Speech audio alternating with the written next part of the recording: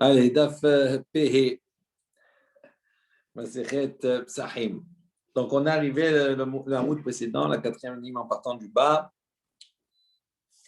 Et Tivé, Rabbi Yohanan et Rabbi Shimon ben Lakish. Donc, Rabbi Yohanan, d'accord, a objecté, il a posé une question à Rabbi Shimon ben Lakish. Ve'et sem lo tishberu bo. אחד עצם שיש עליו כזית בשר ואחד עצם שאין עליו כזית בשר. מהי אין עליו כזית בשר? Donc, Rabbi Yohanan rapporte ici une baraïta sur laquelle il va poser une question à Resh Lakish. On nous dit comme ça dans cette baraïta, donc c'est le passage qu'on voit qu'on n'a pas le droit de briser les os du Korban Pessah. Et on précise là-bas, que ce soit un os, d'accord, sur lequel il y a kazaït, il y a un kazaït de bassar, de viande, et que ce soit un os sur lequel il n'y a pas de bassar kazaït, il n'y a pas un kazaït, d'accord, la grosseur d'une olive d'un bassar de viande. Donc, il semblerait ici, dans cette baraïta, que quel que soit, on va dire, l'os, on va dire, qu'il y ait kazaït ou qu'il n'y ait pas kazaït, dans tous les cas, d'accord, c'est un os qu'on ne peut pas briser. Et donc, c'est une question sur, on va voir sur Resh Lakish, qui dit que si on se trouve dans une partie de l'os où il n'y a pas un kazaït bassar, qu'il n'y a pas une partie qui est consommable, à ce moment-là, on peut briser l'os. Maintenant, il pose la question, dans cette baraïta, Maï en alav kazaït bassar, qu'est-ce que ça veut dire qu'il n'y a pas un kazaït bassar sur l'os? C'est-à-dire qu'il n'y a pas une grosseur d'une olive, d'accord, de viande sur l'os. Il pose, qu'est-ce que ça veut dire exactement? Il est maï, comme ça on réfléchit. Il dit, ici tu vas dire des en alav kazaït bassar klal, ça veut dire si tu vas dire qu'on parle d'un os sur lequel il n'y a pas du tout de bassar de viande, amay yeshbosh mishum shivirat aitzem, en lav, et la lav achik amar, donc il dit, pour quelle raison? Yeshbosh mishum shivirat aitzem, il dit, pour quelle raison tu veux qu'il y ait ici le principe de briser les os qui s'appliquent? S'il n'y a pas de viande, s'il n'y a pas de viande du tout, à ce moment-là, le principe de Shvirat Haïsem ne s'applique pas, parce que c'est quelque chose qui est lié à la consommation de la viande. Donc il dit, c'est sûr qu'on ne parle pas ici d'un os sur lequel il n'y a pas du tout de bassar. Donc il dit, et la lave amar, donc est-ce que donc on ne doit pas comprendre cette baraïta de la manière suivante? Echad Haïsem shesh alav kazaït bassar bemakom ze, ve'echad shen alav kazaït bassar bemakom ze. Donc ici, est-ce qu'on ne doit pas comprendre effectivement qu'on parle d'un cas où on a, que ce soit Etzem, Shiesh, Alav, Kazaïd, Bassar, Bemakomze, que ce soit un os sur lequel se trouve un Kazaïd de Bassar, de viande, Bemakomze dans cet endroit. Vechad, Sheen, Alav, Kazaïd, Bassar, Bemakomze, Viesh, Alav, Kazaïd, Bassar, Bemakomze. Et ou bien que ce soit un os sur lequel il y a effectivement de la viande qui est dessus, ou que ce soit un os qui, dans un endroit, il y a de la viande, dans un autre endroit, il n'y a pas de viande. Il dit, dans ce cas-là, dans tous les cas, c'est interdit, on n'a pas le droit de briser les os. Et donc, c'est une question sur Resh Lakish qu'on a vu hier. Comment Resh Lakish peut dire qu'un bassin, un os sur lequel il n'y a pas, même sur lequel il y a une partie, il y a de la viande, et sur l'autre partie, il n'y a pas de viande. À ce moment-là, on peut briser l'endroit où ne se trouve pas la viande. Il dit, voilà, c'est une question ici. On voit qu'on a interdit Shvirat Haïtsev. À ce moment-là, Amar les Resh Lakish qui répond à Rabbi Yohanan, il lui dit non. Lo. Achik Amar, ainsi il faut comprendre cette baraïta. Echad Aitzem sheyesh alav kazaït basar mi bachutz. Ve'echad Aitzem she'en alav kazaït batar mi bachutz. Ve'yesh alav kazaït basar mi bifnim.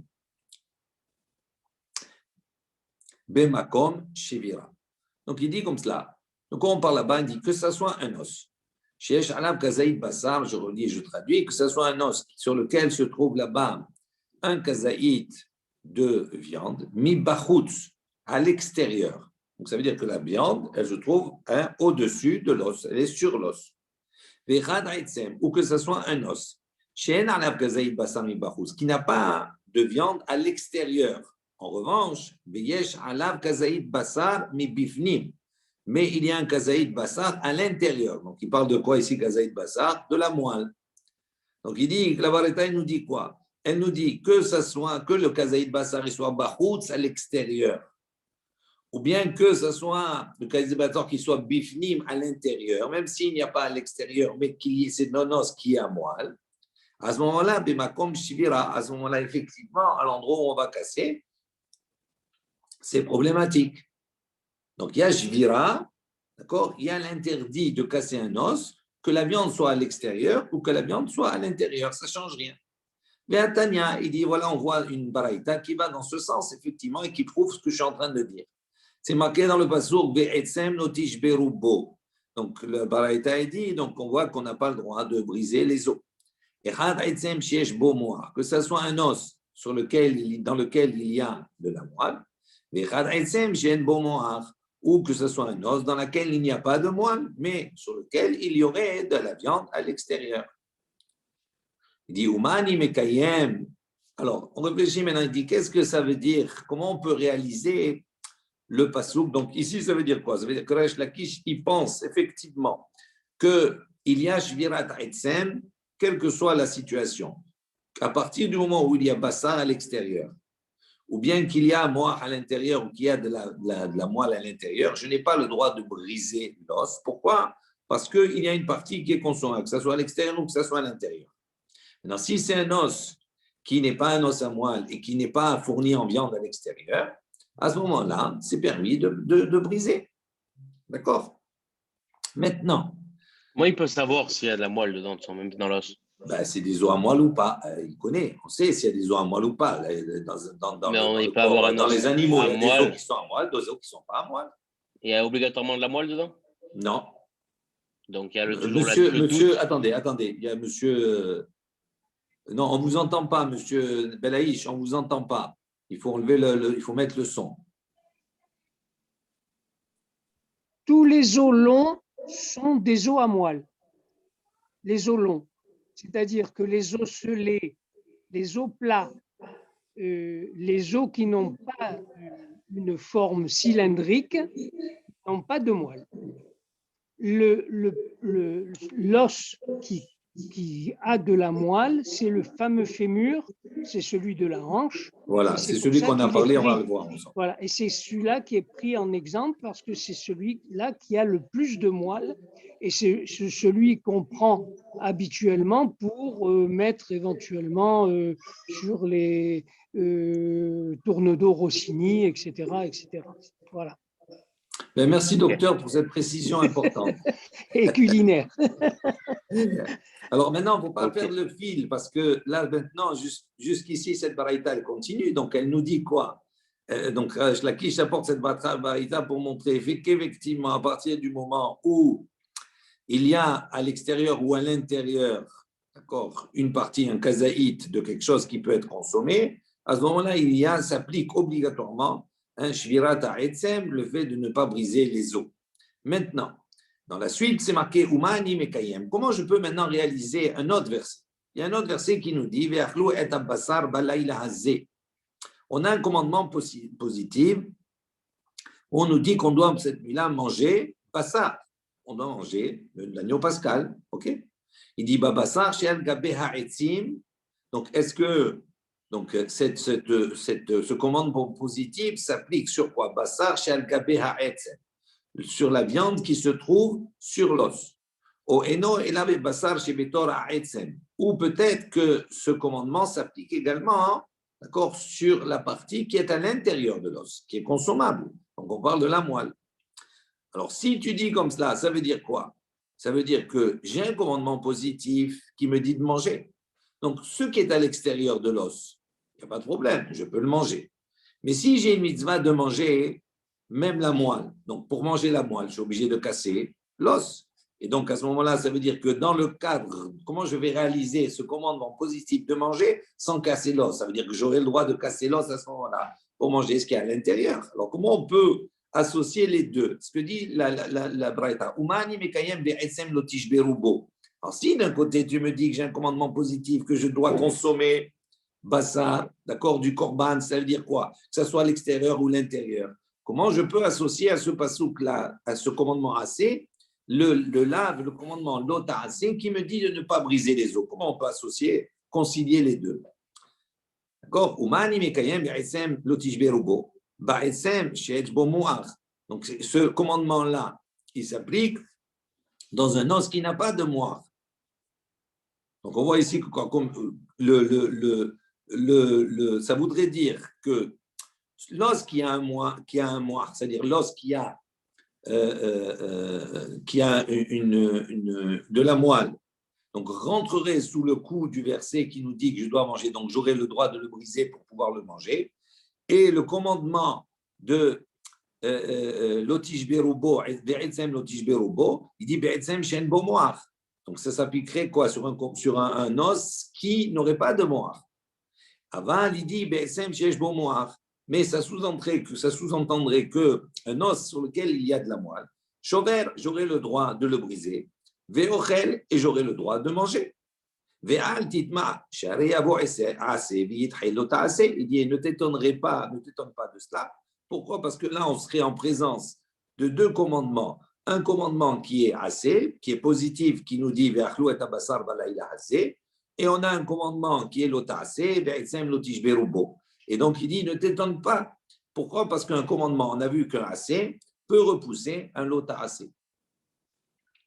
Il dit, Keshe Omer. Maintenant, on voit, il dit, quand on dit, Ve'esem lotish berubo, alors d'où on sait maintenant? Donc, ça, c'est la vamina. Qu'est-ce qu'on aurait pu penser? Qu'est-ce qu'on aurait pu dire?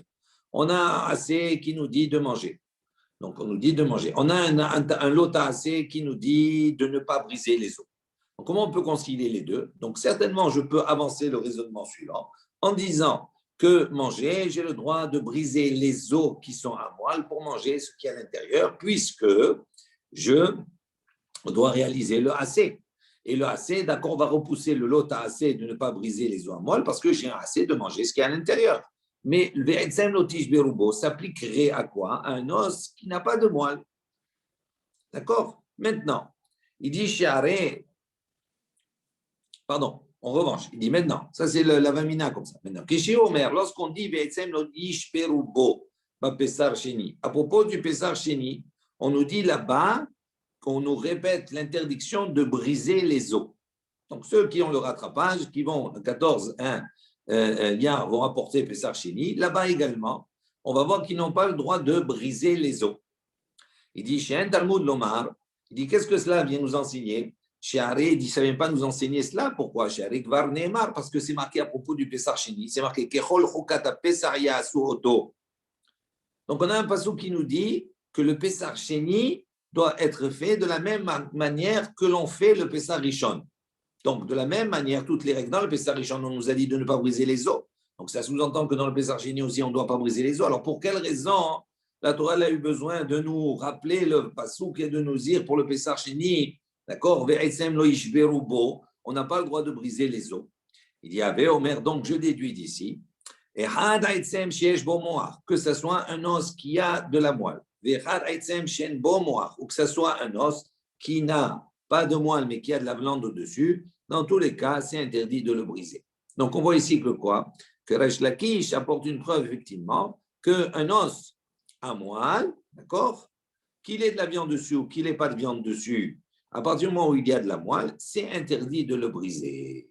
Le seul os que j'ai le droit de briser, pour Resh Lakish, c'est un endroit qui ne contient pas à l'intérieur de moelle, de moelle et qui n'a pas à l'extérieur un kazaït de bassar. C'est comme ça qu'il répond à Rabbi Yochanan. Mais Tibé, on vient objecter. Ever shiatsa miktsato. Donc maintenant, on parle de notre cas. On parle d'un Ever, un membre du Korban Pessah qui est sorti de ses limites. Donc on sait que le Korban Pessah, c'est Kadashim Kalim, pour faire un peu de révision. Et Kadashim Kalim, on peut le manger donc, dans la ville, dans tout Yerushalayim. Maintenant, si il y a un membre de ce Korban Pessah qui est sorti en dehors des Homot, en dehors des murailles de Yerushalayim, on reviendra un peu plus tard sur cela, on va voir que ce membre-là, il est problématique, il est sorti des limites, donc je ne peux plus le consommer. Maintenant, qu'est-ce qu'on doit faire? Puisque ça ne rend pas ça rend pas tout le Korban Pasoul. Donc le reste, je peux le consommer, mais pas ce membre-là. Alors qu'est-ce qu'on préconise, qu'est-ce qu'on nous dit à ce moment-là? Cette baraïta nous dit, vers Shiatsa Miktsato, un membre qui est sorti en partie, Choter, on doit le couper. Ad Mekom Shimagia Laitzem. Donc comment on faisait? Oui, il y a une partie que je ne peux pas manger, une partie que je peux manger. Donc, imaginons qu'elle a sorti le pied comme cela.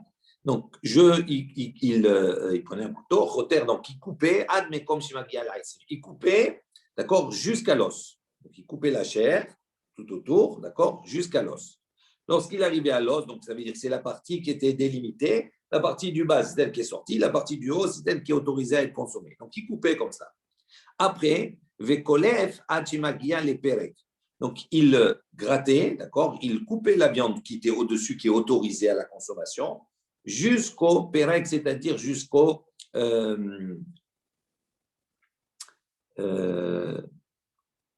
comment on dit en français, la jonction. L'articulation. L'articulation, voilà, jusqu'à l'articulation. Je cherchais le mot. Voilà. Donc, il grattait comme cela, il clove, ça veut dire il épluchait en vérité comme ça la chair, jusqu'à l'articulation, vechoter. Et à l'articulation, il coupait. Donc, pourquoi il allait jusqu'à l'articulation? Apparemment, comme ça, on va développer. Mais à l'articulation, il ne cassait pas l'os. D'accord? Donc, on voit d'ici que s'il cassait à cet endroit-là, c'était problématique parce qu'il cassait l'os où il y avait, effectivement, il y avait de la moelle. Donc, il montait jusqu'en haut et il cassait à l'articulation, de manière à sortir la partie de l'os qui était dénudée, on va dire, de sa chair, la partie du bas, donc, qui était sortie à l'extérieur, on ne pouvait pas la consommer, et la chair qui restait attachée à l'autre partie du corban, à ce moment-là, on pouvait la consommer, elle était permise. Donc, c'est la manière. Il faisait comme ça. Maintenant, on réfléchit. והיא אמרה תבר שאין עליו כזית בשר במקום זה ויש במקום אחר, אין בו משום שבירת העצם. למה לי דקולף עד שמגיע לפרק בחותר מנקלוף בפורטה מנתברא? Donc il pose la question, il dit, si maintenant on va dire que un membre שאין עליו כזית בשר, qui n'a pas un kazaït de viande, bemakom zé, dans cet endroit, dans une partie de l'os, et dans une autre partie, pardon, ou bemakom acher, enbo mishum shvirat ha'etzem. Pardon. Point. Donc on a dit si maintenant on va dire comme ça, que dans une partie où il y a kazaït basar et dans l'autre il n'y a pas kazaït basar, enbo mishum shvirat ha'etzem. Toi tu as dit quoi? Qu'à ce moment-là, on peut casser l'os, il n'y a pas de shvirat ha'etzem. Pourquoi? Parce que la partie où on va casser, il n'y a pas kazaït basar. Alors, si on dit comme cela, la malol dit klof adam shmagaret, pourquoi on a besoin de couper la viande comme ça jusqu'à l'articulation? Et après, on doit couper à l'articulation. Il dit, pourquoi tu fais comme cela? Il dit, klof bet purta, tu as qu'à enlever une partie, tu as qu'à dénuder une partie de l'os, de manière à ce qu'il n'y ait plus kazaït basar dans cette partie de l'os. Mais Nidbaré, à ce moment-là, tu le casses à cet endroit-là. Pourquoi tu n'appliques pas cela? Donc, c'est ça le étivé. Il objecte, d'accord, sur ce qu'on a dit précédemment. Abaye, Amar, Abaye, il répond, il dit, Mishum Paka. Donc, première réponse d'Abaye, il dit, parce que, Mishum Paka. Parce qu'il dit, même s'il va briser l'os à cet endroit-là, éventuellement, ce serait autorisé. Mais comme il va briser, il risque de fissurer, de casser l'os, et que cette fissure, elle va monter un peu plus haut, donc c'est-à-dire elle va atteindre un endroit où il y a kazaïd basar. Et donc, pour ne pas arriver à cela, donc c'est pour ça qu'il préconise de ne pas casser à cet endroit-là, mais d'aller jusqu'à l'articulation. Ravina il propose une autre réponse ici, Bekulit. Il parle ici de l'os, du fémur, comme on a précédemment expliqué. Et il dit, comme c'est l'os du fémur, dans l'os du fémur, il y a Resh Lakish, il est d'accord pour dire qu'à partir du moment où il y a la moelle, il y a un kazaïd de moelle à l'intérieur, donc je ne peux pas casser. Que ce soit à l'extérieur ou que ce soit à l'intérieur, dans tous les cas, c'est impossible de casser. Donc il dit, quand on parle du fémur, donc comme là-bas, il ne peut pas casser, pourquoi? Parce qu'il y a la moelle, et donc c'est pour ça qu'il est monté jusqu'à l'articulation. Ok, jusque-là, on continue. Tanan, on a ici une Mishnah qui nous enseigne. On a enseigné là-bas, Hapigoul ve'anotar metamehi metayadain. Rappelez-vous, dans la Mishnah, on avait dit que Pigoul.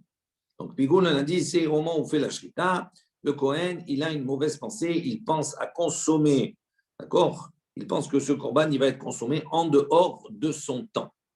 À ce moment-là, il rentre le korban, Pigoul, il est pasoul. Ve'anotar. Et notar, c'est quoi? C'est la notion de laisser dépasser le temps, d'accord, de la consommation de l'animal.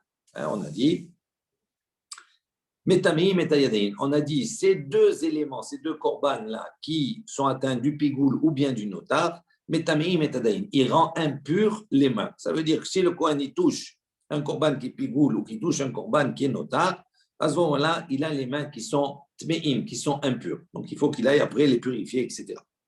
Ravuna et Rav Hizda. Donc il y a une discussion Ravuna et Rav Hizda. Hadamar, allô? Excuse. Pourquoi est-ce qu'il a besoin de toucher pour se rendre impur? Puisque déjà, rien qu'avec la pensée, il le rend impur.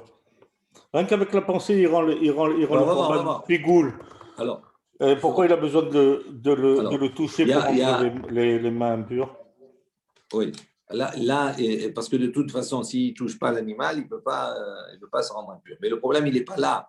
Le problème, c'est que ça, on va voir que c'est un décret des Chachamim. Il n'y a pas de problème de Toum'a en vérité à la base. On va expliquer pourquoi les Chachamim ont rendu ce korban pigoul, ils l'ont rendu tamé, d'accord? Et le korban notar, ils l'ont rendu tamé. Alors, la notion de pigoul que tu me dis, toi, le pigoul ne peut pas être. On ne peut pas donner le statut de pigoul tant qu'on n'a pas fini tout le seder du korban. D'accord? Apparemment, rien qu'avec la pensée, il est pigoul. Oui, mais quand il pense au moment de la shrita qu'il va le consommer en dehors du temps, il est pigoul, potentiellement il est pigoul. Il n'est pas encore pigoul. Pourquoi? Parce qu'on a dit une des caractéristiques du pigoul, c'est qu'il ne faut pas qu'il y ait d'autres psouls. Et ça, on ne saura qu'à partir du moment où il a fini la zrika. D'accord? Une fois qu'il finit la zrika, effectivement, à ce moment-là, il peut être pigoul. Donc, ça veut dire que potentiellement, il est pigoul. Mais on va voir ici que c'est Xerat Chachamim. Les Chachamim ont fait un Xera de dire tu touches, les mains deviennent Tmeim. D'accord? On va comprendre pourquoi. On ne voit pas tellement le lien avec les deux. En tout cas, on a une discussion. Ici, on a une opinion. Rabuna et Rav Hizda, Hadamar 1 dit Mipne Hajde Kehuna. Dit pour quelle raison ils ont dit cette viande, elle devient, mais elle rend les mains Tmeim. Alors, il dit il a apporté une raison, il dit à cause du Hajde Kehuna, parce qu'on soupçonne les Kohanim. Là, Rashi explique, etc. Il dit les Kohanim, si ils s'étaient un peu emportés avec ceux qui apportaient le korban, etc., tout cela, on pouvait les soupçonner, car ils font le korban après, ils lui disent désolé, j'ai pensé j'ai une mauvaise pensée, et donc ton korban, il est plus valable. Donc, c'est une manière de l'embêter un petit peu. Ici, il s'est chamaillé un petit peu avec un client, entre guillemets, donc il peut lui faire comme cela. Donc, ça veut dire qu'on n'a pas des kohanim qui sont tout à fait bien à 100% aussi, et donc… Ils sont pas réglo. Donc, il dit comme cela, à cause de Hajde Keuna, pas qu'on vienne à cause du soupçon des Kohanim, donc on leur a dit, écoutez, si vous touchez un pigoul, les mains deviennent impures. Et donc, comme c'était quelque chose qui était important pour les Kohanim de garder leur pureté, plus important que de se venger, entre guillemets, des mauvaises relations qu'ils pouvaient avoir avec les uns et les autres. Donc, c'est pour ça, Tosfot t'explique un petit peu plus, c'est pour ça qu'on on les rendait leurs mains impures. Hadamar, et un des deux, il a dit, Mipne Atzle Kehuna. Il dit l'autre, c'est à cause de quoi Atzle Kehuna? Parce que les Kohanim sont un peu feignants. Alors, on va voir, Mor Matne Hapigoul ou Mor Matne Anotar. On va dire, quand il a dit Mipne Hajde Kehuna, il parle à quel niveau? Au niveau du Pigoul. Parce que on les soupçonnait qu'ils avaient eu une mauvaise pensée exprès, etc. Donc, c'est pour ça qu'on leur mettait, on va dire, les Chachamim, ils ont fait un Xéra en disant, si vous touchez Pigoul, vous devenez les mains deviennent Tmeim. Et l'autre, il a dit, l'autre raison qui est avancée, Mipne Atzle Keuna, ça s'applique au niveau du notar. Parce qu'il laissait traîner comme ça, comme ils étaient Atzlanim, un peu feignants, donc il laissait traîner comme ça le korban, et malheureusement, en laissant traîner le korban, donc il devenait notar.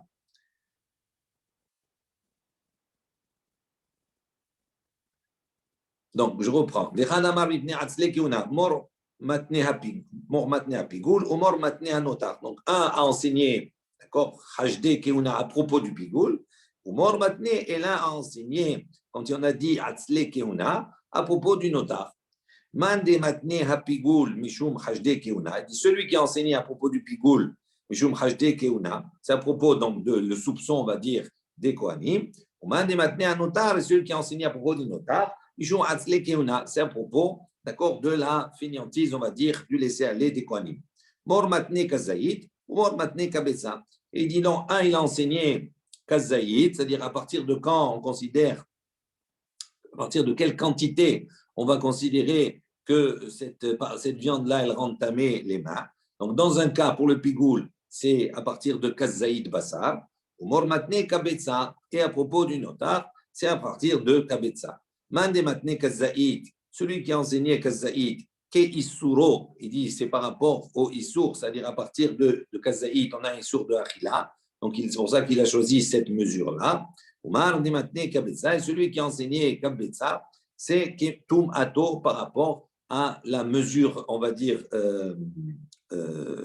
normale, on va dire habituelle, pour transmettre la Touma qui est de Kabetza, la grosseur de 9. Ça, c'est ce qu'on a enseigné. Maintenant, sur cela, on va poser une question.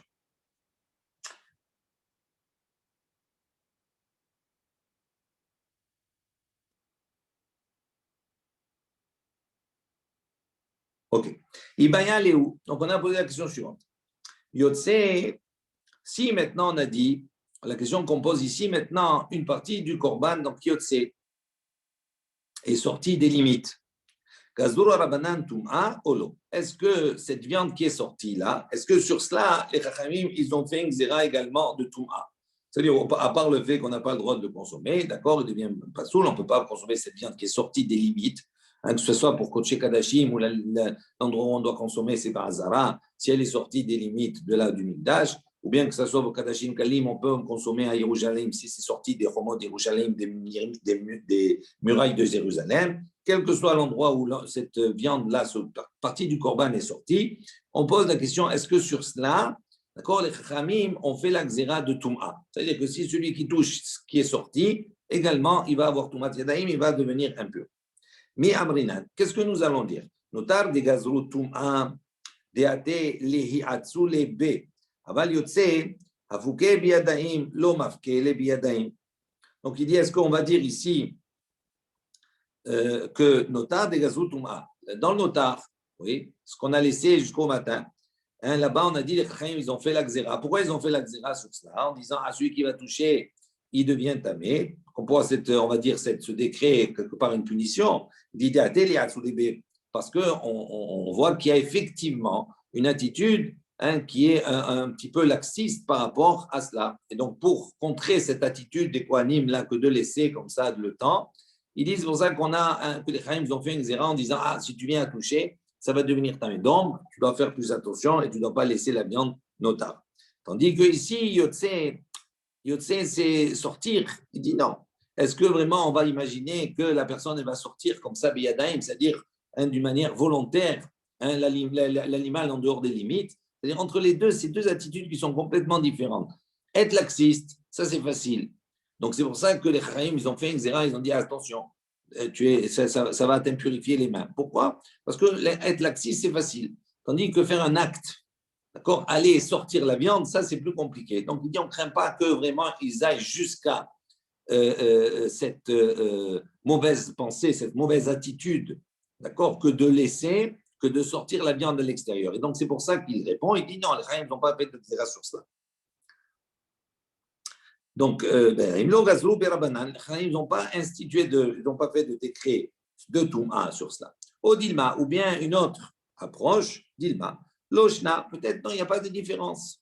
Que ce soit un notar ou que ce soit une viande qui est sortie, dans les cas, les Chachamim ont fait une xéra, que ça entamé. Tashma, donc là, c'est la question qu'il a posée. Il dit, est-ce comme ça ou comme ça? Tashma, viens, écoute. Et vers Shiatsa Miksato, on revient avec ce qu'on connaît, ce qu'on a vu précédemment, et on va apporter une réponse avec cela.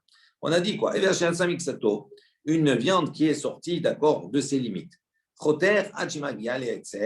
on doit couper la viande jusqu'à l'os, et donc on va dégager la viande jusqu'à l'articulation, et là-bas on va couper.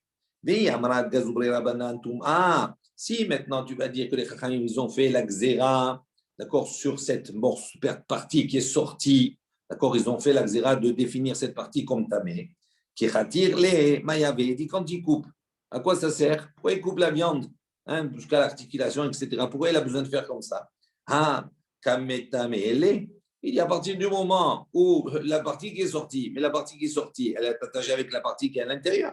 Donc si tu dis maintenant que la partie qui est dehors, elle est indigne de Touma, donc ça veut dire que cette Touma, elle touche, comme c'est touché avec la partie de viande qui est à l'intérieur, donc tout est devenu tamé. Donc, pourquoi tu as besoin d'aller couper? C'est déjà tamé, c'est transmis. Donc, on voit ici que quoi? Qu'apparemment, il n'y a pas la xéra de Touma, puisqu'autrement, il ne devrait pas demander de couper jusqu'à l'articulation, puisque la viande elle-même à l'intérieur, c'est téméa. Il dit non, tu ne peux pas répondre comme ça. Tumat starim hi. Mais tumat starim lo metamia. Il dit non, là, ici, c'est différent. Il y a un principe. La Touma, elle ne se transmet, d'accord, que si c'est quelque chose qui est galouille, c'est-à-dire qui est dévoilé.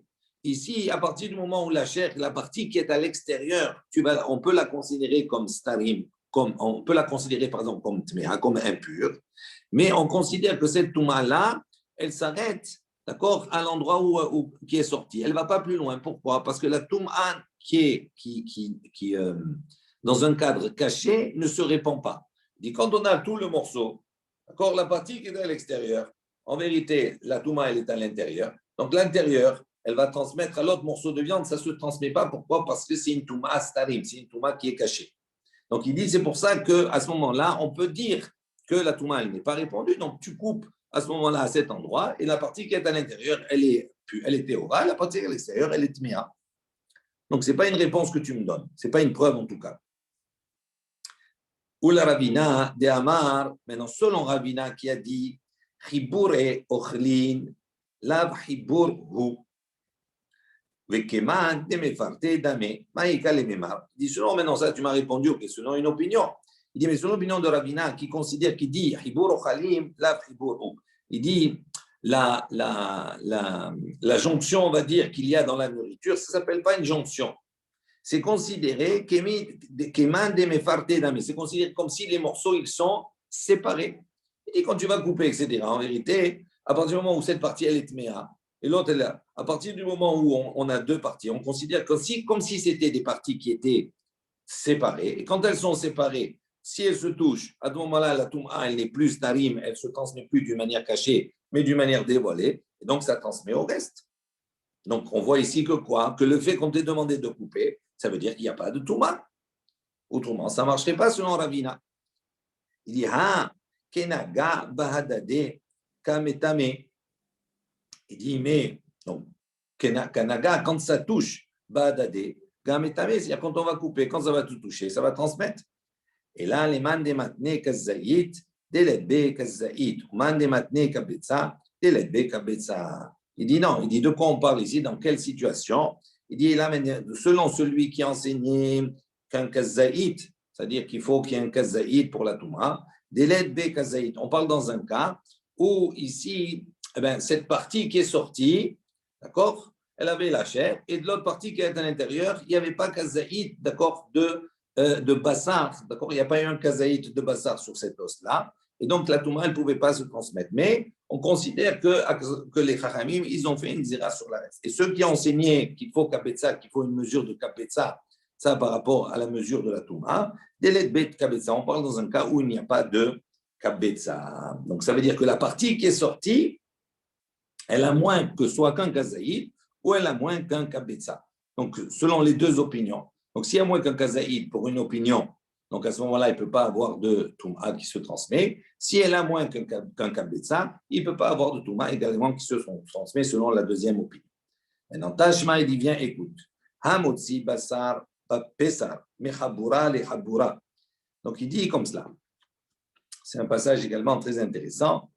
Il y a une baraïta qui dit la chose suivante. Hamotzi basar pesar. Si quelqu'un il fait sortir, d'accord, un morceau de viande du korban pesar, mechabura lechabura, d'un groupe à un autre groupe. Donc, c'est-à-dire, on va voir qu'il y a un interdit, on va le développer un peu plus loin, que normalement, le korban pesar, il y a un groupe qui est associé à la consommation de ce korban pesar. Et un autre groupe, il a un autre korban. Il dit maintenant, dans ce groupe-là, je n'ai pas le droit de prendre la viande et de l'en sortir et de l'emmener dans l'autre groupe. Si je sors d'un groupe à l'autre, on va voir que c'est interdit. D'accord? On va voir pourquoi après. Donc la baraïta est dit comme ça. Amotsi basar pesar michabura lechabura. Afalpi sheu belo taase. Même si ici je transgresse un lot taase, qu'on va voir plus loin également, on ne va pas en discuter maintenant, parce que ce n'est pas le sujet. Il dit, même si je transgresse un lot taase, un commandement négatif que de déplacer d'accord, d'une chaboura à une chaboura, de déplacer un morceau de viande de Korban Pessah d'un groupe à l'autre, tahor. Ce morceau-là qui est déplacé, il est tahor, il est pur. Il dit, qu'est-ce que ça veut dire? Malav tahor ve'asur. Il dit, est-ce qu'on ne veut pas dire ici tahor, il est pur, ve'asur, il est interdit. On n'a pas le droit, la transgression est là, mais il est interdit, on ne peut pas le manger, mais tahor, il reste, il est pur. Donc ça veut dire qu'il ne contracte pas d'impureté. Pourquoi?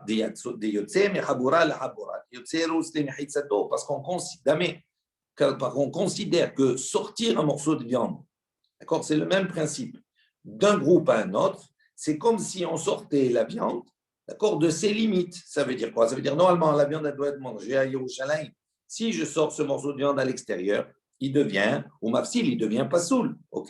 Il dit la même chose ici. C'est assimilé à la même chose. Si je sors le morceau de viande d'une haboura et je l'apporte dans une autre haboura, c'est comme si j'ai sorti le morceau de viande des limites qui lui sont données. Je dois le manger dans ce groupe. Et si je sors, c'est comme si je l'avais sorti en dehors des limites des limites de Yerushalayim. Donc, il n'est pas soul. Malgré cela, qu'est-ce qu'on a enseigné ici dans cette baraïta? Katane tahor. On a dit tahor. Donc, voilà, c'est une preuve que même si je le sors de ses limites, ok, les Chaim n'ont pas fait de xéra de rendre ce morceau tamé. Alma, lo gazura banatuma. Donc, je déduis d'ici, j'ai une preuve que les Chaim n'ont pas fait de xéra de touma sur ce morceau qui serait sorti. Ça veut dire qu'il Ça, est c'est pas la soul. question. Ça, c'est la question. Il n'est pas soul en tant que Korban Pessar, mais il n'est pas interdit à la consommation quand même. Attends, on va voir. D'accord. Ok? Il dit l'eau. Il dit non, non, non. Ici, nous, on a voulu dire, quand on dit tahor, ve'asur. D'accord? Normalement, le morceau de viande ou la partie du korban qui sort des limites, il est assour à l'achila, on ne peut pas le manger. D'accord? Et à part ce issour, quand on dit il ne devient pas soul, c'est-à-dire que je n'ai pas le droit de le manger, mais à part cela, nous on recherche, est-ce que, la question de base, est-ce que les Chachamim ont fait une xéra de Toum'a en plus sur cela? D'accord? Donc, lui, il va apporter une preuve, il dit voilà, ici, j'ai sorti d'une chaboura à une autre chaboura. Alors, nous, qu'est-ce qu'on a compris? Tahor. Qu'est-ce qu'on a compris, nous, quand on a enseigné ça? On a compris Tahor, avalassour. C'est-à-dire, à partir du moment où je l'ai fait sortir, ben, je ne peux plus le consommer. Donc, il est interdit à la consommation, mais il reste Tahor. Malgré qu'il soit interdit à la consommation, il reste Tahor. Ça veut dire la même chose, quand j'ai sorti une partie du korban à l'extérieur des limites, il est interdit à la consommation. Je ne peux plus le manger, il n'est pas soul, mais il n'a pas de statut de Toum'a. Mais tu ne peux plus le manger en tant que Korban Pessar. C'était ma question en fait. Même, oui, ni en tant que korban personne, même en tant qu'autre chose. D'accord, ok. Ben oui, parce que c'est un korban, ça reste un korban quand même. D'accord? Kadashim Kalim, mais ça reste un korban. Alors, ça, c'est la démarche qu'on veut avoir pour poser la question. Et il répond l'eau, il dit non. Tahor ou mutar. Il dit on parle ici dans un cas où il est tahor et il est permis. C'est-à-dire, des yotzei mi chabura le chabura, l'âme qui yotzei chutz le mechitzato d'ame. Il dit non. Dans ce cadre-là, c'est pas du tout comme toi. C'est pas parce qu'il a sorti le morceau de viande d'une chabura à une autre que c'est pas la même chose. Lui, il dit toi, tu vas assimiler cela à un korban qui serait sorti de ses limites, c'est-à-dire de Yerushalayim. Il dit non, c'est pas la même chose. Yerushalayim, c'est une chose. Là, ici, on est toujours à Yerushalayim. On a passé d'une chabura à une autre chabura. Il devient en moutar, on a le droit de le consommer. Si on le ramène, on a le droit de le consommer. D'accord? Mais il reste toujours tahor. Il n'a pas de touma. Donc, tu ne peux pas tirer une preuve de cela. Il dit là, vélo mafsil. Il dit non seulement lui, il dit non, il ne ressemble pas, ce n'est pas du tout le cas avec un korban qui est sorti de ses limites et il n'est pas pasoul. Il dit mais on ne comprend pas. Voilà, dans la suite, dans la sefa, qu'est-ce qui est mentionné? Il dit comment tu peux me dire qu'on parle dans un cas où tahor ou mutar? Il est permis. Il dit comment? Dans la suite, on a dit celui qui le mange, il a transgressé un lot assez. Donc, si tu dis comme ça dans la sefa, dans la suite de cette baraïta, ça veut dire quoi? Ça veut dire qu'on parle dans un cas où ce morceau, parce qu'on l'a sorti de la chaboura, oui, il devient asura ba'achila. Il dit on ne peut pas le manger. Comment toi tu me dis il est moutar? Il dit bishlaman leman de amar kabetsa dehit be kazaït veled be kabetsa. Et là, les mandés amar kazaït, maïka les memar. Donc il dit, ça on le comprend selon celui qui a dit kabetza, que le shiur c'est kabetza. Des itbe kazaït. Donc celui qui a dit kabetza, on parle dans un cas où ici il y a kazaït, veletbe kabetza, il n'a pas kabetza. Donc ça veut dire pourquoi il est taor, pourquoi il est moutar. Il dit pourquoi il devient interdit à partir du moment où il a un kabetza. La kabetza, selon une opinion, c'est la mesure minimale, d'accord, pour interdire. Ça, lui considère que c'est la achila, pour interdire et dire qu'il est devenu pasoul et on n'a pas le droit de le consommer. Il dit, mais si, et nous on parle ici dans un cas où il n'y a pas kabetza, il y a kazaïd, donc il y a moins. Donc dans ce cas-là, ça marche bien. On peut imaginer qu'il n'a sorti qu'un kazaïd, et que ce kazaïd, c'est pour ça qu'on a dit qu'il est moutard. Et là, les mandéama, kazaïd. Mais selon l'opinion qui dit, non, que la mesure de base, c'est quoi? C'est un kazaïd. Il dit, maïka les memar. Il dit, qu'est-ce que tu vas dire ici? Et tu peux pas, il n'y a pas à moins. S'il y a moins, à ce moment-là, ce n'est pas un morceau de viande d'achila, il n'y a pas du tout d'achila. Donc, le minimum d'achila, c'est quoi? C'est kazaïd. Donc, si tu dis que kazaïd, c'est achila, à ce moment-là, tu ne peux pas descendre moins. Donc, tu es obligé de te dire, là, la question se pose. Tu as sorti une quantité qui est kazaïd, d'accord? Et cette quantité-là, tu m'as dit, c'est moutard. Mais moi, je te dis, celui qui l'a mangé, il est ouvert un ota assez. Ça ne marcherait pas pour lui. Comment tu comprends? Et là, Bioseba Pessar, l'homme lan de lo gazuro rabanan tum'a. Il dit, et là, Bayoseba Pessar, il dit non. Il dit, c'est différent. Bayoseba Pessar, concernant quand on sort un korban Pessar, il dit, là, ce n'est pas une question pour nous. De la gazuro rabanan tum'a. Parce que sur le korban Pessar, les chayim, ils n'ont pas décrété la tum'a pour une partie qui serait sortie des limites. Que pour le korban Pessah. Pourquoi? Maïdama, pour quelle raison? Il dit pourquoi? Parce que à partir du korban Pessah, c'est quelque chose de particulier. Il se mange bechaboura, c'est-à-dire il se mange en groupe. Il dit à partir du moment où il se mange en groupe, quand il y a du monde, zrizin en. Et chacun il fait attention à l'autre. Et donc il dit c'est pour ça que les chachamim, ils n'ont pas décrété de Toum'a sur un élément qui va être sorti des limites. Pourquoi? Parce que comme ils sont nombreux, chacun va faire attention à ne pas dépasser les limites. Donc si c'est passé accidentellement, on ne craint pas que l'on ait fait exprès. D'accord? Comme le cas des autres korbanot pour les kohanim. Il dit Umazar, Zeireba, ils font attention. Et là, il dit Ki kamibaya, là, il dit non. Notre problème, notre question en vérité, elle était Beyotse Bekadashim. Elle se posait au niveau de sortir des Kadashim. Un autre type de korban, d'accord? Par exemple, un koché Kadashim qui lui doit être mangé à l'intérieur de la Hazara. Si on l'a fait sortir, d'accord, des portes du Mikdash. Il dit, quel est le din là-bas? Est-ce que les Chachamim, ils ont fait une zéra de Toum'a sur cette partie qui est sortie ou pas? Tekou. On ne sait pas. On n'a pas su répondre à cette question. OK? On continue. On revient sur ce sujet. Umotzi, Basar, Pessar, Mechabura, Lechabura. Donc on revient sur cela parce qu'on a affirmé un certain nombre de choses, mais on n'a pas compris d'où ça vient. On a dit si quelqu'un maintenant, on est assemblé, on est 10, on est un groupe, on a notre Korban Pessah, et dans la pièce d'à côté, d'accord, dans la salle d'à côté, il y a un autre groupe, et ils ont leur Korban Pessah. Si moi maintenant j'ai pris un kazaït minimum, on va dire, de mon Korban Pessah que j'ai mangé, et je l'ai sorti, je l'ai amené dans l'autre groupe. Qu'est-ce qu'on a dit? On a dit à ce moment-là, tu as ouvert un lave, tu as transgressé. D'accord? On a dit, il est taror, mais il est... D'accord? Donc, de quoi on parle ici? Minaïm, d'où on sait ce principe-là, qu'on n'a pas le droit de déplacer une partie du Korban Pessah d'une Chavura à une autre Chavura, d'un groupe à un groupe. Détania, il dit, comme la Baraita, il dit, L'ototsi minabbayit minabbasar chutza. Donc, le passouk, il dit comme cela, c'est très intéressant. Tu n'as pas le droit de sortir de la maison, de la chair, de la viande, chutza à l'extérieur. Il dit, il y a une répétition. Hein? Oui, je sais très bien, Charles. Je sais que tu es attentif. On va y venir. C'est certainement, s'il y a un passouk, qu'on va faire une rachat sur ça.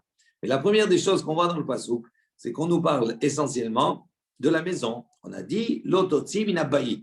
C'est-à-dire, tu n'as pas le droit de sortir de la maison. Donc, il dit, enli et la bayit d'une maison à une autre. On n'a pas le droit, c'est pas sous clairement dans le verset. D'accord? Tu n'as pas le droit de sortir de ta maison, et donc, si tu sors de ta maison pour aller vers une autre, ça, c'est assaut. Il dit, maintenant, d'où je sais que même si tu es dans la même maison, mais qu'il y a deux groupes, tu n'as pas le droit de sortir d'un groupe à l'autre. Il Talmud Omar, Chutsa. Chutz la achilato. Il doit en apprendre du mot Chutsa, d'accord, qui vient nous enseigner de ne pas sortir Chutz la achilato de son endroit de consommation. Ça veut dire quoi? Ce que tu as relevé tout à l'heure très justement de Rabbi Charles, Shalom, c'est marqué dans le passouk, Lo totsi minabait, donc tu n'as pas le droit de sortir de la maison, minabassar de la viande, Chutsa. Il dit ce mot Chutsa, il est en plus. Si on te dit Lo totsi minabait, tu n'as pas le droit de sortir de la maison, tu sors où? Chutsa, vers l'extérieur. Donc le mot Chutsa, il est en trop. Donc c'est là la dracha. Lo totsi minabait, j'apprends d'une maison à une autre. Et Chutsa, j'apprends que même quand il est dans la même maison, tu n'as pas le droit de sortir. Chutsa quoi? La achilato, de l'endroit que tu es en train de manger. Donc tu ne peux pas aller d'un endroit où on mange ton korban à un autre endroit où il mange notre korban. D'accord? Donc c'est de là où on apprend. Amar Rabbi Ami a dit Hamotzi basar pesar michavura lichavura eno chayav achianyah otsa'a. Lui, il rajoute quelque chose qu'on avait déjà vu à propos de Shabbat. Il dit celui qui sort de la viande, d'accord, du korban pesar d'un groupe à l'autre, il n'est chayav de transgresser cela uniquement achianyah, jusqu'au moment où il a posé la viande. Ça veut dire qu'il a pris de ce groupe, il est allé dans le groupe, il a posé. S'il a posé dans le groupe, à ce moment-là, il est ouvert le lave. Ça, c'est selon Rabbi Ami. Pourquoi? Il dit Otsa'a active, parce que c'est marqué l'ototsi. C'est utiliser un langage de Otsa'a. Et Otsa'a, c'est comme que Shabbat, il dit. Ma Shabbat de'avad akira va'anaha. Ça nous fait de la révision. Afachinami. Il dit comme Shabbat là-bas, pour être ouvert la melacha de Otsa'a, il faut qu'il y ait les deux parties, la akira et la anacha, le fait de déraciner, de prendre l'objet et de le poser. Il dit la même chose, parce qu'on a utilisé l'ototsi, la shon Otsa'a, pour nous dire qu'on est chayav de cela, qu'à partir du moment où on a déraciné, on a pris la viande d'une chavura et on l'a posée dans l'autre chavura. Mais si on ne l'a pas posée, à ce moment-là, on peut revenir à l'endroit où on était et on n'a pas transgressé le lav selon Rav Ami. OK? Metiv Rabbi Abba, Bar Memal. Donc Rabbi Abba Bar Memal, il a objecté. Il dit Ayu Sovlin Otan Bemotot. Donc il dit là-bas, lorsque.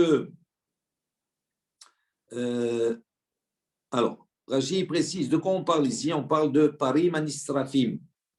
Rappelez-vous, il y a un Rashi qui est intéressant. Parim Anisrafim, qu'on parle de Sa'ir chez Yom Kippourim.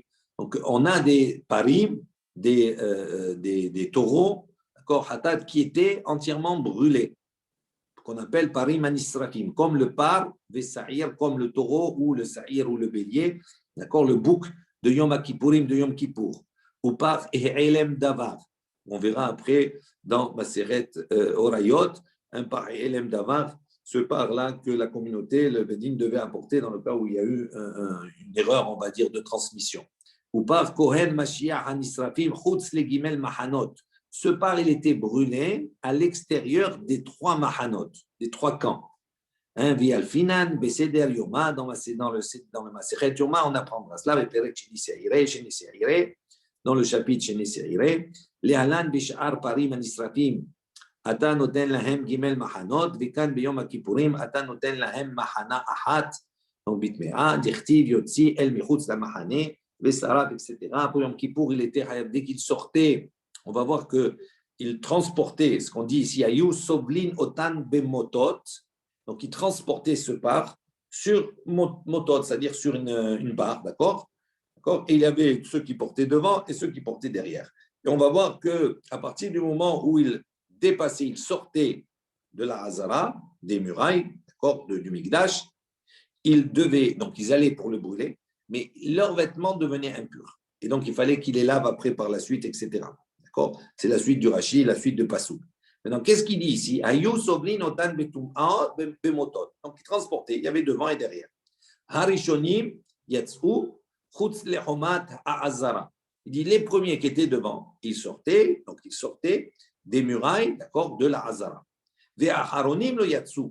Donc, ceux qui étaient derrière n'étaient pas encore sortis. Donc, il y avait deux devant qui étaient sortis, deux derrière qui n'étaient pas encore sortis. À ce moment-là, qu'est-ce qu'on nous dit? Harishonim metameim begadim. Les rishonim, ceux qui étaient premiers, qui étaient devant, qui étaient déjà sortis, à ce moment-là, leurs vêtements étaient impurifiés. Ve'aharonim en metameim begadim. Mais ceux qui étaient derrière, d'accord? Tout le monde portait, mais eux, comme ils n'étaient pas encore sortis de Homat Azara, à ce moment-là, leurs vêtements n'étaient pas encore impurifiés. Veha, et pourtant la question qu'on pose, Veha, Lonar, il dit comment on dit qu'ils étaient impurifiés? Un Lonar, il n'avait pas encore posé ce parim anisrafim qui sortait d'accord, il n'avait pas encore posé. Donc comment tu dis, toi, Rabbi Ami, non, tu es hayab du lave qu'à partir du moment où tu poses l'autotsi, c'est marqué comme Shabbat, pour qu'il y ait la mélach, pour que le lave s'applique, il faut qu'il y ait un naha, il faut qu'on le pose. Ici, on n'a pas encore posé, et pourtant on voit que dès qu'ils sont sortis, ils ont les bégadim qui sont impurs, etc. Il dit motive là, vehu mefarek là. Il dit, lui, il a posé la question, et il a répondu à la question en disant Benigrari. Ici, on parle de quoi? Il dit, on parle de Corban, il était suspendu comme ça sur des barres en bois. Il dit, mais comme il était Nigrari, c'est-à-dire comme s'il touchait le sol, c'est-à-dire comme s'il il traînait sur le sol. En vérité, il ne traînait pas sur le sol. Mais comme il était à une distance de moins de 30 cm du sol, donc on considère comme s'il était au sol, et donc on considère comme s'il était déjà posé. Et donc il dit, c'est pour cela qu'à ce moment-là s'appliquait sur eux le fait que leurs vêtements étaient impurs. Et donc, sauf que ce n'était pas la même situation. Oui, mais la question qu'il pose… C'est pas Chavoura et Chavoura, là, ça n'avait rien à voir. Oui, mais ça fait rien, c'est la même chose, puisque tu sors d'un lieu à un autre. Ouais. Tu sors. Lui, la question qu'il pose, c'est surtout pour l'idée que tu n'es khayab du lave qu'à partir du moment où tu poses. Et il dit là, il n'y a pas encore posé. Il dit oui, mais c'est considéré comme si c'était posé. Pourquoi? Parce que c'est dans l'espace, d'accord, qui est proche du sol et on considère comme s'il était opposé au sol. OK? Nouvelle Mishnah. Ever shiatsa mikzato. Donc on revient sur cette fameuse Mishnah qu'on a déjà utilisée. On a dit donc un membre qui est sorti des limites de Yerushalayim. Choter hachemagia le'etzem. Donc on coupait jusqu'à l'os, et donc on dégageait la peau comme cela jusqu'à l'articulation, et à l'articulation coupée. Ou mukdashin. Maintenant, ça c'était pour le korban Pessah. Maintenant, mukdashin pour les autres korbanot, où il n'y a pas effectivement le problème de shvirat ha'etzem, ça s'applique uniquement pour le korban Pessah, on n'a pas le droit de casser l'os. Pour les autres korbanot, on n'a pas ces issour. Kotsetz, bekofitz. À ce moment-là, tout simplement, il coupait avec kofitz. On avait vu, rappelez-vous, cette petite hachette, c'est comme une hachette. C'est un couteau spécial pour couper. Donc, il coupait à l'endroit qui était sorti pour séparer la partie qui est sortie de la partie qui est à l'intérieur. Chez Enbo Mishum Shvirat Ha'etzem, comme la Mishnah le précise, parce qu'il n'y a pas d'interdiction de briser les os pour les autres korbanot. Min ha'agav velifnim kilifnim, min ha'agav velachutz kelachutz. Il dit maintenant, ha'agav, c'est la partie, c'est pas tout à fait le seuil de la porte, mais tout simplement l'épaisseur de la porte. Donc, il y a ici la porte, elle avait une épaisseur. Il dit maintenant, quand la porte elle est ouverte, des romotes, etc., tout cela, on va voir, on va discuter. Quand on sortait la partie qui est sortie, et il dit comment elle est sortie. Donc, il dit min ha'agav velifnim. Donc, l'épaisseur de la porte et ce qui est à l'intérieur, il est considéré comme intérieur. Au minagav velachutz et de l'épaisseur, on va dire, de la porte et vers l'extérieur, kelachutz, il est considéré comme l'extérieur. Donc, on a un repère simplement, après on va discuter sur ce repère-là dans la Gemara de suite. Ahalonot, les fenêtres qui se trouvaient dans les murailles, etc., de Yerushalayim. Ve'ove ahoma et l'épaisseur, on va dire, des chomot, des murailles. Les chomot, elles étaient larges, même si on pouvait se promener dessus. Donc, cette épaisseur-là, kelifnim, est considérée comme faisant partie de l'intérieur de la ville. D'accord? Ça, c'est la Mishnah. Amar Rav Yehuda, il a dit, vechen la tefila. Il dit, c'est le même principe pour la tefila, pour la prière. Il dit, Rashi précise, ha'omed min ha'agav velifnim mistaref la'asara ve'omed chutz la pesach en mistaref. Donc il dit comme ça, celui qui est debout min ha'agav velifnim à partir donc dans l'épaisseur de la porte, d'accord, et vers l'intérieur, il est considéré comme à l'intérieur, donc il est mistaref la'asara, il va s'associer aux 10, d'accord, qui se trouvent à l'intérieur. S'il était considéré comme à l'extérieur, à ce moment-là, il ne pourrait pas s'associer aux 10, il ne pourrait pas composer un minyan. Oupliga de Rabbi Yoshua ben Levi, ça c'est une controverse, on va dire c'est quelque chose contraire à l'opinion de Rabbi Yoshua ben Levi. Et Amar Rabbi Yoshua ben Levi, afilu mechitza shel barzel ena mafseket, ben Israël aviem sheva shamaim. Lui, il n'est pas d'accord. Il dit même s'il y aurait mechitza shel barzel, une barrière, on va dire une séparation de fer, d'accord, entre nous et Akadosh Baruch Hu, en mafseket, il considère que c'est pas considéré comme une interruption. Donc ça sous-entendrait, entre guillemets, après on discutait dans notre spot, etc., tout cela sur cela, que ça serait qu'on pourrait être assimilé et considérer que c'est comme un minyan. C'est pas tout à fait ça, mais voilà. Donc il y a une discussion. Hagufa kashia. Donc maintenant, Gemara elle dit Hagufa kashia sur la Mishnah elle-même, sur le sujet lui-même, il y a une question qui se pose. Amarta, tu as dit, Minha Agav Elifnim Kilifnim. Donc tu as dit que de l'épaisseur de la porte et vers l'intérieur, c'est comme l'intérieur. Ha'agav Atzmo Kelahutz. Donc ça veut dire quoi? Ça veut dire que tu considères que le Agav lui-même, c'est-à-dire que l'épaisseur de la porte elle-même, tu la considères comme faisant partie de l'extérieur. Ema Sefa. Alors si tu dis comme ça, voilà, je te dis la suite. Qu'est-ce que dit la suite? Mina Agav Elahutz. De l'épaisseur de la porte vers l'extérieur, on a dit c'est considéré comme l'extérieur. Donc je déduis que l'épaisseur de la porte elle-même est considérée comme l'intérieur. Et donc on voit qu'il y a une contradiction sur la Mishnah elle-même. Quel est le statut du agaf, de cette épaisseur de la porte? Est-ce qu'il est considéré comme l'intérieur ou est-ce considéré comme l'extérieur? Dis là, il n'y a pas de question en vérité. Kan bisha'arei Azara, kan bisha'arei Yerushalayim. Il dit on parle ici de deux choses différentes. Il dit, ça dépend de l'épaisseur des portes, ça dépend des portes. Il dit, quand on a dit que l'épaisseur des portes, elle est considérée comme l'intérieur, on parle de Sha'arei Azara, c'est-à-dire des portes de la Azara, les portes du Mikdash. Il dit, quand on dit que l'épaisseur de la porte est considérée comme l'extérieur, ça on parle des portes de Yerushalayim. Comme l'enseignement de Rabbi Ishmael, comme l'enseignement de Rabbi Ishmael, pardon, le fils de Rabbi Yitzhak, pour quelle raison on n'a pas sanctifié les portes de Jérusalem? Ça veut dire que la partie qui est l'épaisseur de la porte, on ne l'a pas sanctifiée comme faisant partie de l'intérieur de Jérusalem, mais on l'a considérée comme l'extérieur. Il dit, il